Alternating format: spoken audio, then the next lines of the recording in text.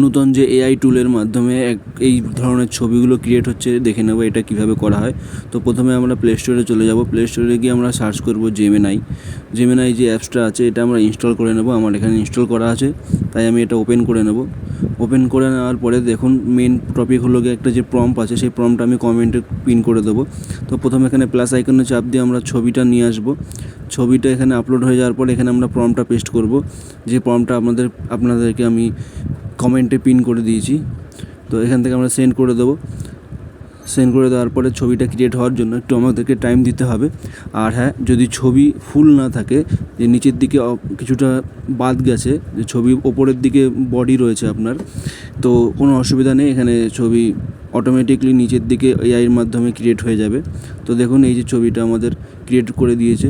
তো এই ছবিটা আমরা কী করে ডাউনলোড করব, ছবিটাতে ক্লিক করব, ওপরে দেখুন ডান দিকে ডাউনলোডের অপশন রয়েছে, এটা ডাউনলোড ক্লিক করলেই ডাউনলোড হয়ে যাবে। ভিডিওটা ভালো লাগলে অবশ্যই লাইক এবং সাবস্ক্রাইব করবেন।